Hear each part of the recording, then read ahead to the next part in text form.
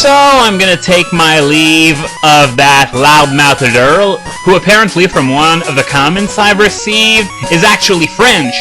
And so is Fantina. And so am I! Pokémon is in our blood, sacre bleu!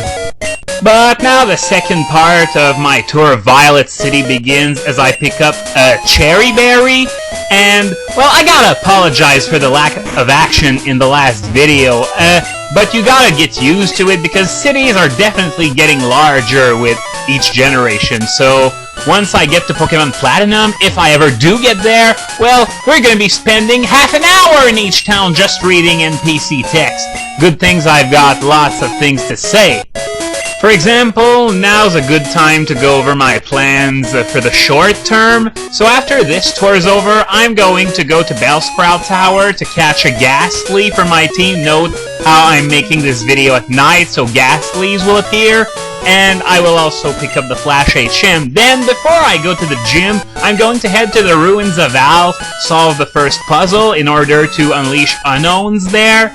And I'm going to train my newly found Gastly with those unknowns, especially since, well, Lick is super effective, so it's going to be, well, I shouldn't say it's going to be easy, because Hidden Power can be any type at all, and the power can be anything between 30 and 70, so I really gotta be careful. I wonder how it's going to go over, to be honest. And after that, once I've gained a few levels with Gastly, then I'm going to head to the gym.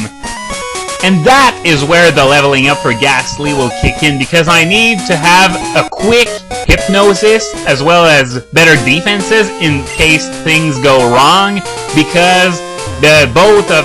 Oh, come on! I'm having trouble talking to an NPC now. And it's not even that late at night, it's like 7 p.m. So anyway, both of Faulkner's Pokemon know Mud Slap, so I really gotta put them to sleep before they can unleash their carnage. After all, Cyndaquil, who might have evolved by then, is weak to Mud Slap, and since this is in the pre-levitate phase, so does Gastly, so I'm in trouble there, unless I use Hypnosis. Hey, look! I walked to it and I pressed the button and it sort of wiggled. Is it like like you know that thing with the Pillsbury Doughboy where you poke him and he's like, woohoo! Did I just do that with the Sudowoodo there? Sudowoodo boy. That sounds really cool. Sudowoodo boy. Gotta remember that. Anyway, after I spilled onto Route 36 for that tour, it's time to enter Silph Tower, and yeah, the center pillar is made by a 100 feet Bellsprout. People will really believe anything. If you are 100 feet tall, I think you should be denied the right to call yourself a Bellsprout. Now the place is chock full of those sage guys who only use Bellsprout, as far as I remember. There are, as I said before, no wild Bellsprouts here, though, only Gastlys and Rattatas. So now I'm going to put Bellsprout on top in my lineup, because no doubt that Cyndaquil's Ember will kill those Gastlys in one shot. They haven't got very good defenses. I think it's 30 HP, 30 defense, 30 special defense. I could be wrong, but it's not much higher than that. Here we go! A Gastly. So I'm gonna send out my Bellsprout, and all it has is Vine Whip. So I'm going to spam Vine Whip until it uses Hypnosis or kills the Bellsprout, whichever comes first, and it's gonna be Hypnosis. So now I'm going to go in ball chucking mode. That didn't sound right. But anyway, let's toss that first ball and see what happens. Nope, not this time. Usually I have great luck with Pokéballs, but I guess I can catch a Zapdos with one ball, but not a Gastly. Oh, that is some delicious irony. Nope, not this one either. I didn't bother buying many Pokeballs because I figured I wouldn't need many, but, gee, I hope I'm not gonna run out before I catch it. Alright, it's moving around. Yes! Yes! One thing to note, by the way, is that in red, blue, and yellow, the Pokemons, did I just say Pokemons? Whoa. Anyway, they escaped while the ball was wiggling, whereas in later generations, they escape only after the ball is done wiggling. So the ball is moving, and then it's not moving, and then it comes out. What kind of sense does that make? It was much better in the first generation. At least it made more sense.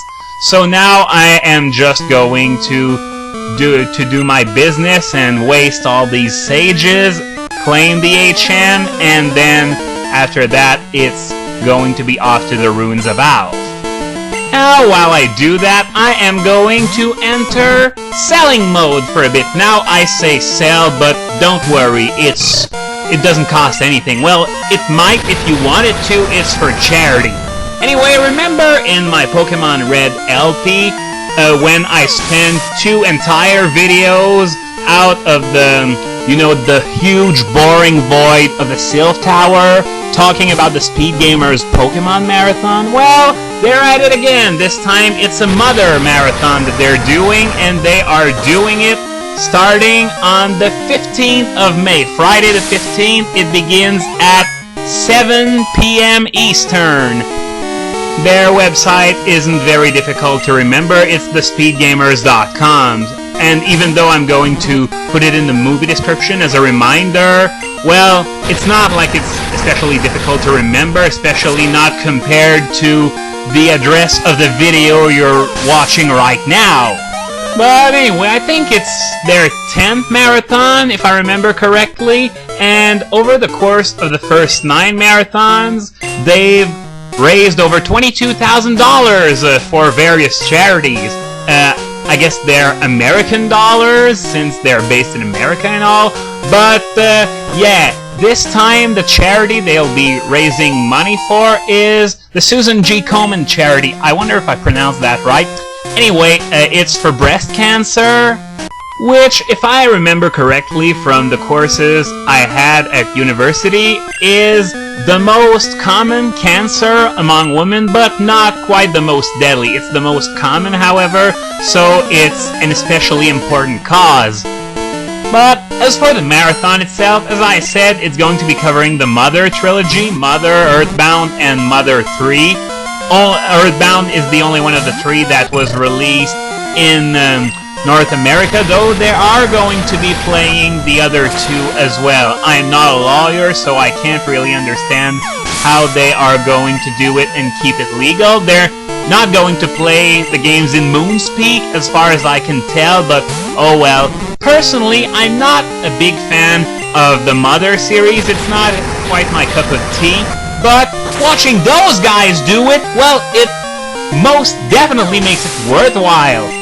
And I'm not just referring to those crazy-ass antics of theirs. If you've attended any of their other marathons, you'll know what I'm talking about. No, just watching them play the games is actually quite a blast. You can... It's really a huge display of skill to try and run those games in the shortest amount of time possible. And to top it all off, in a speed run, especially in a segmented speed run, you can just reset and restart if things go south. But here, you only got 1 try, so it's like having to find that compromise between, going as fast as possible and still being careful not to lose everything, if you get what I mean.